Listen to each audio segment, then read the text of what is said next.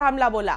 उन्होंने कहा कि कांग्रेस ने हमेशा से महिला आरक्षण को रोकने के लिए षड्यंत्र किया है। बता दें आपको, कल रात बेहद ही खास ये संबोधन था प्रधानमंत्री नरेंद्र मोदी का, और इसी दौरान जो है आरक्षण को लेकर पीएम मोदी ने विपक्ष पर करारा हमला बोला। उन्होंने कहा कि कांग्रेस ने हमेशा से महिला आरक्षण को रोकने के लिए षड्यंत्र किया है। कल 8:30 बजे रात को जब प्रधानमंत्री संबोधित कर रहे थे तो हर किसी की जो निगाहें हैं और हर कोई यही सुनना चाह रहा था कि महिला आरक्षण पर पीएम क्या बोलेंगे।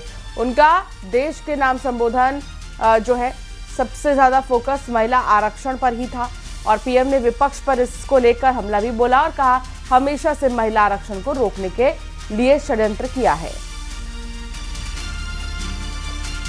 कांग्रेस महिला आरक्षण के विषय से ही नफरत करती है। उसने हमेशा से ही महिला आरक्षण को रोकने के लिए षड्यंत्र किए हैं। इस दिशा में पहले जितनी बार भी प्रयास हुए, हर बार कांग्रेस ने इसमें रोड़े अटकाए हैं। इस बार भी कांग्रेस और उसके साथियों ने महिला आरक्षण को रोकने के लिए एक के बाद एक नए झूठ का सहारा लिया। कभी संख्या को लेकर, कभी किसी और तरीके से। कांग्रेस और उसके साथियों ने देश को गुमराह करने की कोशिश की। ऐसा करके इन दलों ने भारत की नारी शक्ति के सामने अपना असली चेहरा सामने ला दिया है, अपना मुखौटा उतार दिया है। रायपुर में नारी शक्ति वंदन बिल पर सीएम साई ने बयान दिया है। सीएम साई ने कांग्रेस पर निशाना साधा। कांग्रेस ने घोर महापाप किया है। मुख्यमंत्री ने कहा 70 करोड़ माताओं बहनों के साथ धोखा हुआ है। रायपुर में नारी शक्ति वंदन बिल को लेकर मुख्यमंत्री विष्णुदेव साय का ये बहुत बड़ा बयान, और सीएम साय ने कांग्रेस पर निशाना साधा। सीएम साय ने कहा कि कांग्रेस ने घोर महापाप किया है, 70 करोड़ माताओं बहनों के साथ में धोखा किया है।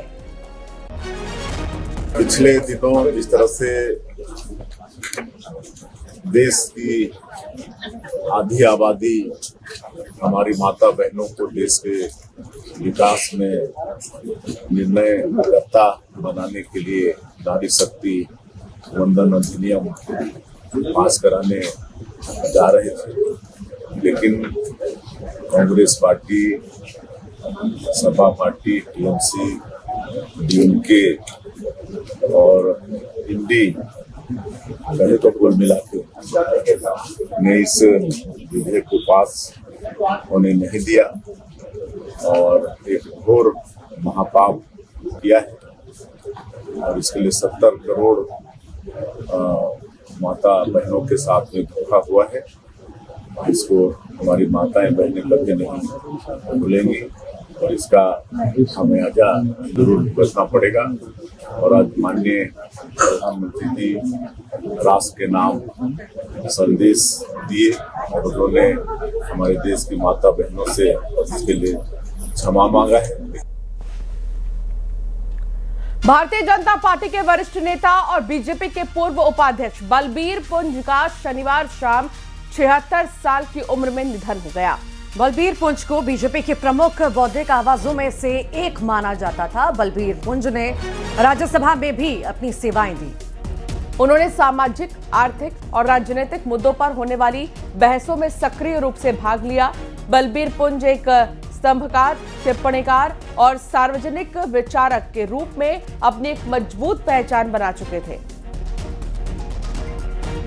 और इनकी राजनीतिक और मीडिया दोनों ही क्षेत्रों में गहरी पैठ थी।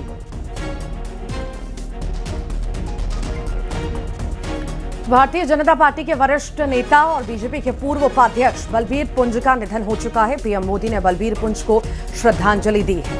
पीएम मोदी ने अपने पोस्ट में लिखा, बलबीर पुंज एक प्रसिद्ध लेखक होने के साथ साथ प्रखर विचारक और सम्मानित बुद्धिजीवी थे। मीडिया के क्षेत्र में उनका योगदान अत्यंत सराहनीय रहा। लोग उनकी लेखनी के कायल थे, जिससे राष्ट्र निर्माण के प्रति उनकी गहरी प्रतिबद्धता दिखती थी। उनके संसदीय भाषणों में तथ्यों और मानवीय मूल्यों का भरपूर समावेश रहता था। पीएम मोदी ने लिखा है कि बलबीर पुंज ने भाजपा को सशक्त बनाने के लिए अथक प्रयास किए। उनके निधन से अत्यंत दुखी हूं। शोक की इस घड़ी में उनके परिजनों और मित्रों के प्रति मेरी हार्दिक संवेदनाएं हैं।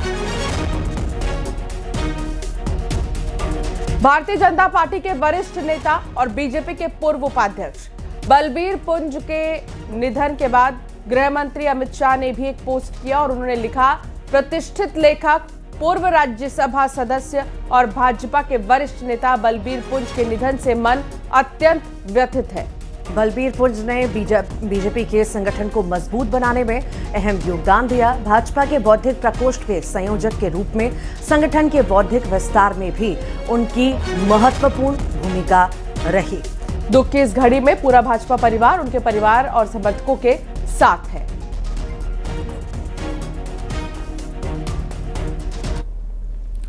और चलिए आगे बढ़ते हैं। यूक्रेन की राजधानी कीव में आतंकी हमला हुआ है। एक हमलावर ने पुलिस अफसरों पर ताबड़तोड़ फायरिंग की है और कई लोगों को बंधक भी बना लिया है। गोलीबारी के बाद हमलावर ने खुद को एक स्टोर के अंदर बंद कर लिया। चश्मदीदों के मुताबिक इस हमले में 5 लोगों की मौत होने की आशंका है। खबर है कि सुरक्षा बल की फायरिंग में हमलावर भी मारा गया। यूक्रेन की राजधानी कीव में आतंकी हमला हुआ और ये देखिए, आपको तस्वीर दिखा रहे हैं हम। एक वीडियो जो है सामने आया है इसका। एक हमलावर ने पुलिस ऑफिसर्स पर भी ताबड़तोड़ फायरिंग की है। बताया जा रहा है कि कई लोगों को बंधक इससे बना लिया था और गोलीबारी के बाद हमलावर ने खुद को एक स्टोर के अंदर बंद कर लिया। वहां पर मौजूद लोगों के मुताबिक इस हमले में 5 लोगों की मौत की आशंका है। ये भी जानकारी है कि सुरक्षा बल की फायरिंग में हमलावर भी मारा गया है। अमेरिका, इजराइल और ईरान के बीच जंग के 50 दिन पूरे हो चुके हैं और 2 दिन बाद सीज फायर की भी डेडलाइन पूरी होने जा रही है। लेकिन इन सब के बीच एक बार फिर से होर्मुज पर हाहाकार मच चुका है, क्योंकि ईरान ने फिर से होर्मुज के समुद्री रास्ते को बंद कर दिया है। एक दिन पहले ही ईरान ने होर्मुज को पूरी तरह खोलने का ऐलान किया था, लेकिन ये घोषणा ज्यादा देर तक नहीं टिक पाई, क्योंकि अमेरिका ने नाकेबंदी हटाने से मना कर दिया। ईरान की ओर से नरमी बढ़ते जाने के बावजूद अमेरिका ने निगरानी जारी रखी, जिसे आधार बनाकर ईरान ने यू टर्न लिया और होर्मुज